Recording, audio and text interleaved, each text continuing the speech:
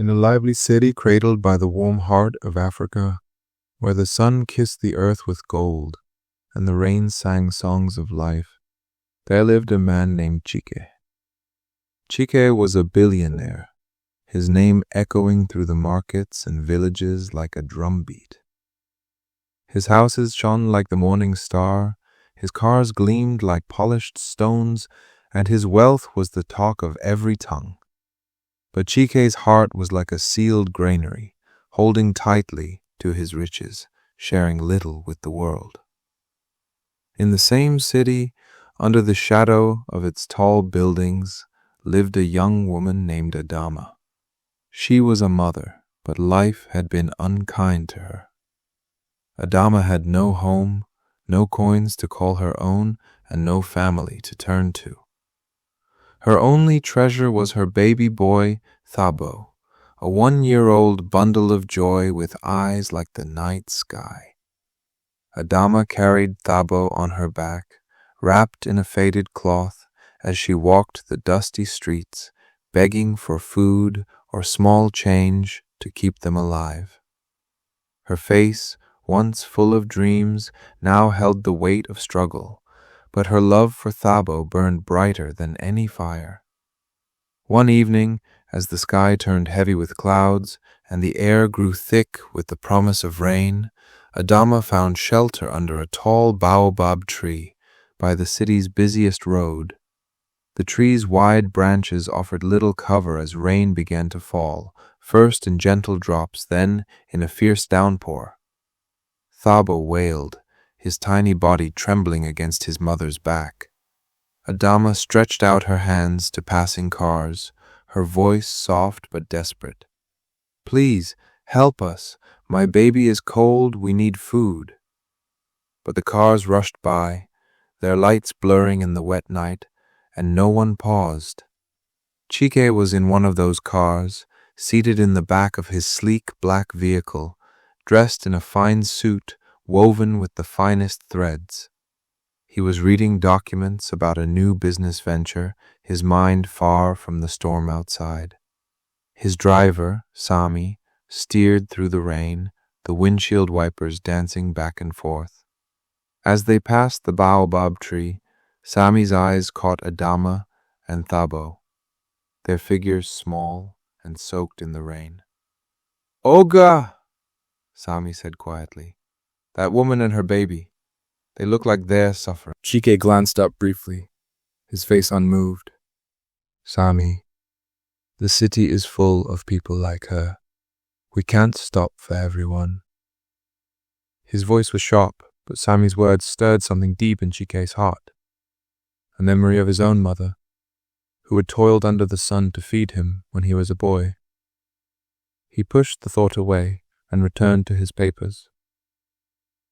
But the car halted at a traffic light, and Chike's eyes drifted to the window. There, under the baobab tree, he saw Adama. She was humming a soft lullaby to Thabo, trying to soothe his cries, even as the rain plastered her worn dress to her skin. Her face was tired, yet her love for her child glowed like a lantern in the dark. Something shifted in Chike. The sealed granary of his heart began to crack open. "Turn back, Sami," Chike said suddenly. Sami raised an eyebrow, but obeyed, guiding the car back toward the baobab tree. Chike stepped out, his polished shoes sinking into the muddy ground. The rain soaked his suit, but he paid it no mind. He approached Adama, who looked up, her eyes a mix of fear and hope. "Why are you out here in this storm?" Chike asked, his voice kind but firm. Adama's voice was barely above a whisper. "I have no home, sir. I beg to feed my son. Please, anything will help." Chike looked at Thabo, whose cries had softened as he nestled closer to his mother. The crack in Chike's heart widened. "Come with me," he said. You and your son will not stay in this rain tonight." Adama hesitated. She had heard tales of strangers who promised help but brought trouble. But something in Chike's eyes, steady and true, told her to trust him. She nodded and followed him to the car. Sammy opened the door and Adama climbed in, cradling Tabo tightly.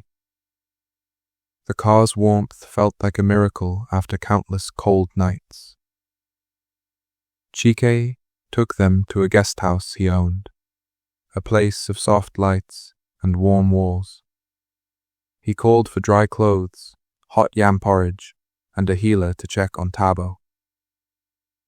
Adama watched in silence as people bustled around, bringing blankets and bowls of steaming food.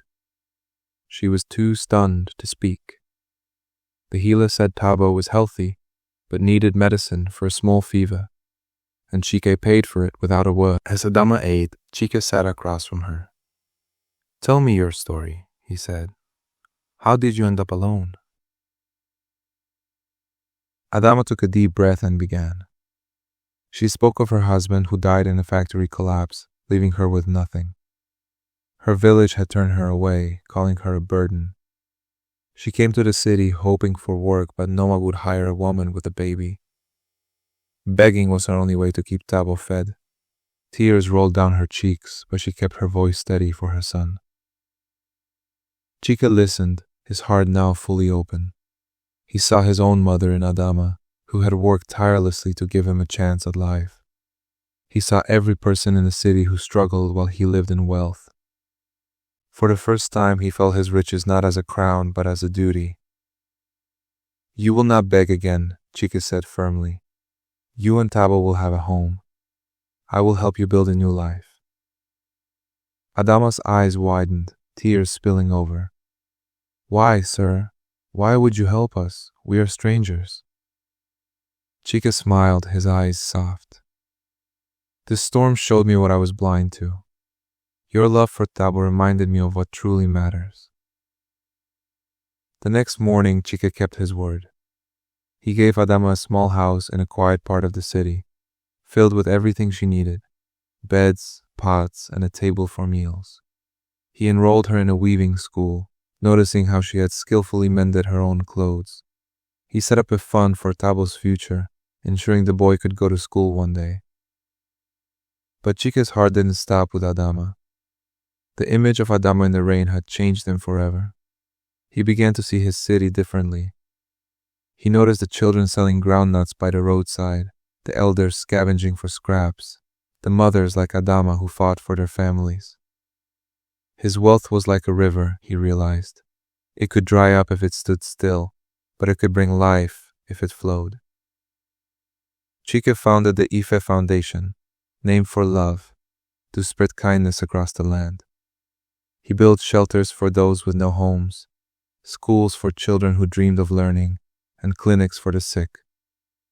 He hired people like Adama, those who needed a chance, to work in these places, giving them jobs and dignity. He traveled to villages listening to their stories and brought wells for clean water and lights for dark nights.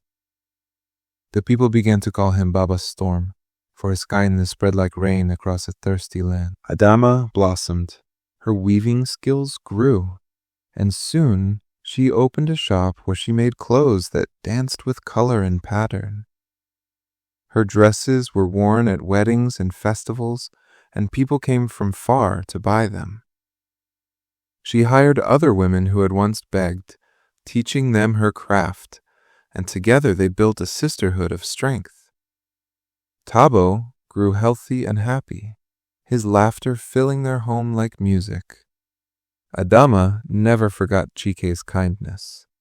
She joined the Ife Foundation, helping others as she had been helped, and became a voice for her community.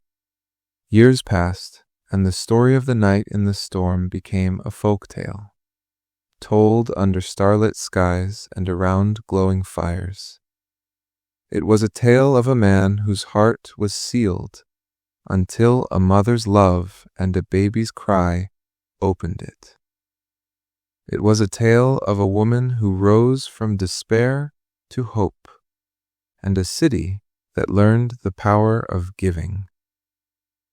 One evening, as Chike grew older, he sat with Adama and Tabo, now a young man training to be a healer. They sat under the same baobab tree, its branches heavy with fruit. The sky was clear, but Chike smiled at the memory of the storm. That rain, he said, was the greatest gift of my life. It taught me how to live. Adama nodded, her eyes bright. And you, Baba Storm, taught me how to dream again. Tabo grinned, tossing a fruit to his mother. And you both taught me that one heart can light up the world. The tale ends here, but its wisdom lives on. When the storm comes, look for those in need. Open your heart, and you may find a treasure greater than gold. The joy of giving, the power of togetherness,